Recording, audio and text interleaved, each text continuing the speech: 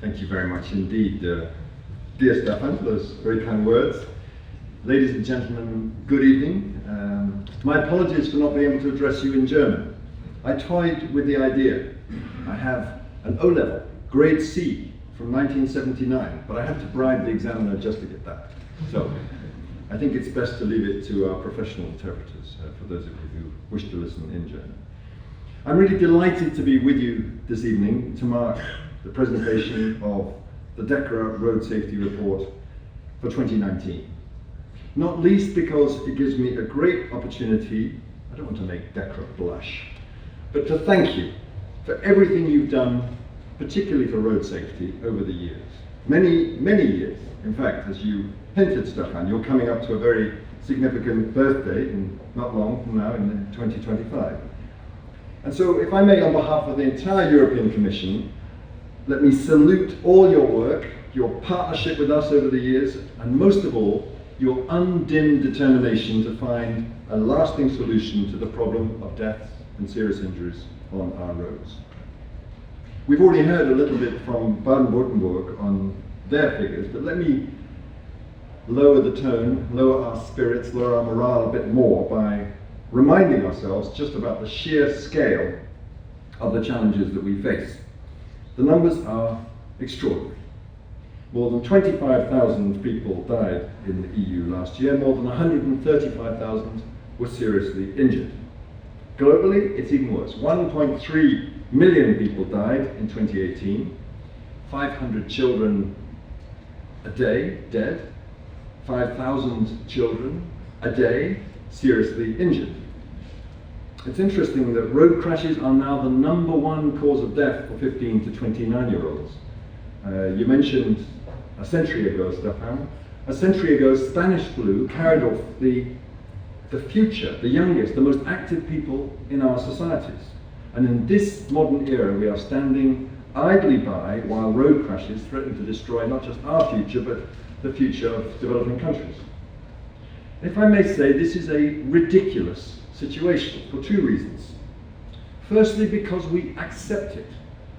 Even though these death numbers in the European Union alone are the equivalent of 2 fully laden modern planes crashing each and every week. Can you imagine the situation that we would face in the EU if that was happening inside the EU?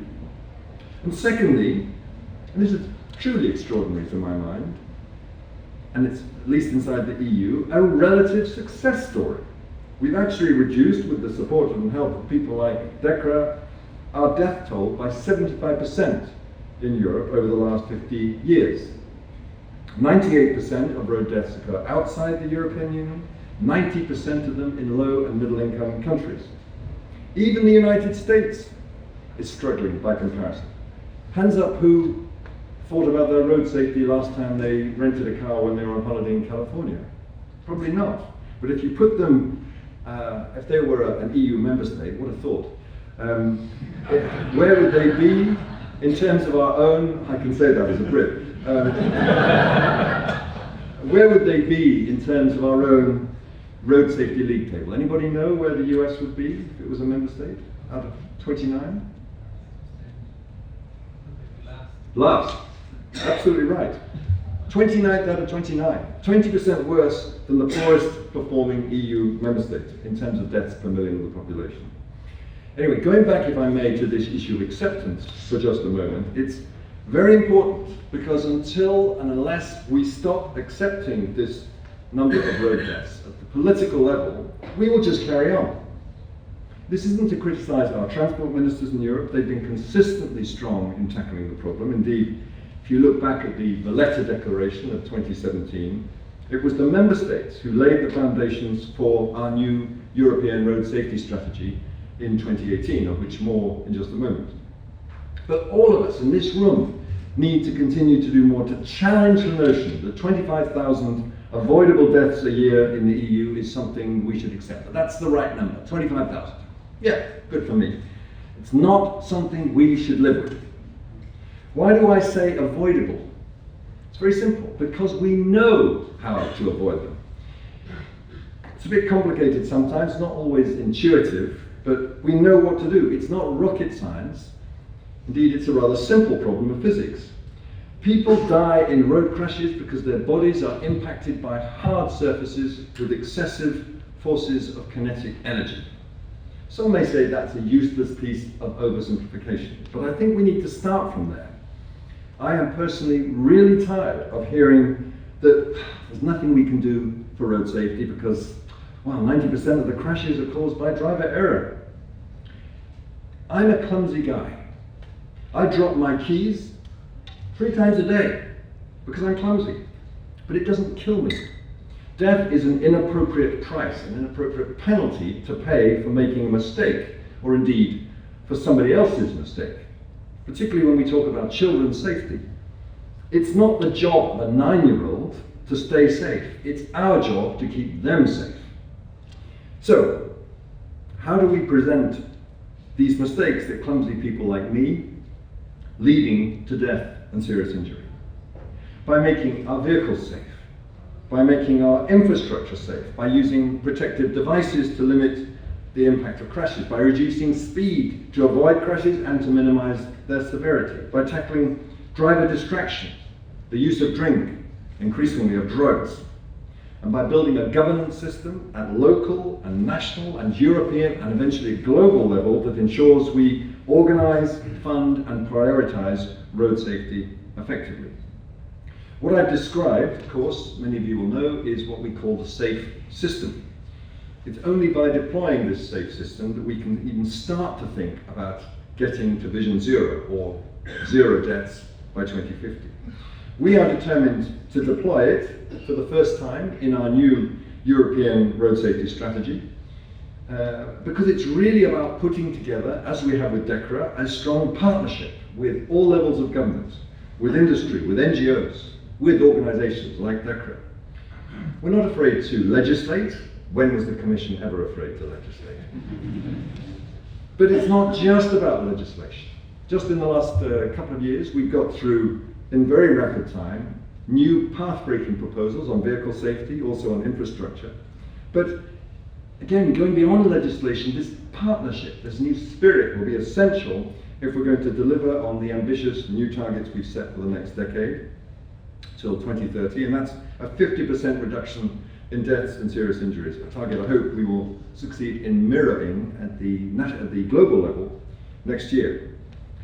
And I think this fits well with the theme of your conference today. One very important thing that we have to do is to be ready to address new challenges.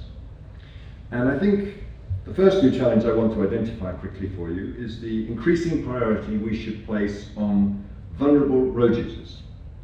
That terrible acronym, VRU, those are the people without a protective shell against those kinetic forces I was talking about. And talking as we are tonight about child safety, who is more vulnerable on our roads than a child? Sadly, the VRU, as I call them, are accounting for an increasing percentage of casualties from road crashes. And if you look at it this way, over the last few decades, we've succeeded in making car drivers, car passengers much safer, for example, through our legislation on vehicle safety. But we have not been so successful in making those outside the car safer. You see this trend particularly clearly in cities, where 70% of the deaths and even a higher percentage of the serious injuries are occurring to vulnerable road users. This is a super important figure to keep in our minds. Why? Because as we urbanize, European society is living now, 70% of us are living in cities, 80% by 2050. Road safety is therefore, by definition, going to become an increasingly urban question. We've got to find a way to protect the VRU, not least because we're seeing new types of VRU all the time now, e-bikes, e-scooters, and who knows what next year, all pushing onto our crowded city streets. So it's unsurprising and it's welcome to me that at the next UN conference in Stockholm in February 2020, we'll be looking much more closely at urban road safety questions. And the other point I want to make here is about connections. Road safety and sustainable urban mobility policy need to come together. It's very clear to me that our absurd over-reliance on cars in cities, at least private internally combustion engine cars, is going to have to stop if we're going to be successful in tackling CO2 emissions, improving our air quality, and reducing both congestion and road casualties. There are health benefits to people living in a city from walking and biking more, and the health benefits to a city from the people walking and biking more are huge. But we can't just wish that to happen. We have to adjust. We have to make our infrastructure less car-centric. Footpaths, bike paths are great value for money, and they make people want to walk and ride bikes, and at the same time they make these activities safer. Hence the slogan we chose this year for our European Mobility Week, walk with us to make walking and biking safer in cities. And finally, I think we need to focus on reducing speeds to make VRU safer. We know that in cities, the percentage of drivers exceeding the speed limit ranges from 35 to 75%, the existing speed limits.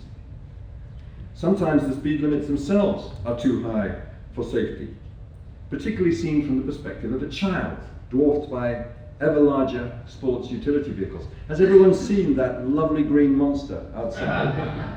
Stand next to that, and that's what it feels like to be a toddler standing in front of one of our modern SUVs. And where vulnerable road users can't be kept safe, their infrastructure separated from cars, 30 kilometers per hour, in our view, should be the maximum default speed, because at 30 kilometers per hour, 90% of pedestrians survive collision with a car. This number drops to around 50% at 50 kilometers per hour and just 10% at 60. And if we're going to make speed limits work, it's not just about hanging a number on a sign. That's the necessary first step, but it shouldn't be the end point. We need improved active mobility infrastructure in cities, and we need a partnership with our police. We need enforcement.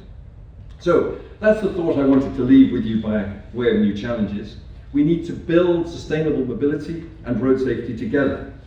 Because how ironic would it be if this new wave of active mobility on our city streets was choked off by road deaths and injuries, or indeed by fears for the safety. How tragic it would be if children, or indeed their parents on their behalf, feel it's too dangerous to go out, too dangerous to walk or cycle on our streets. I stop there, ladies and gentlemen. I hope it's a neat illustration that we can never stand still on road safety. There's always a new challenge for us to meet. And Stefan, with a new commissioner, with a fresh European Parliament, I'm very confident that together we'll be able to meet these challenges. Thank you very much indeed for your attention.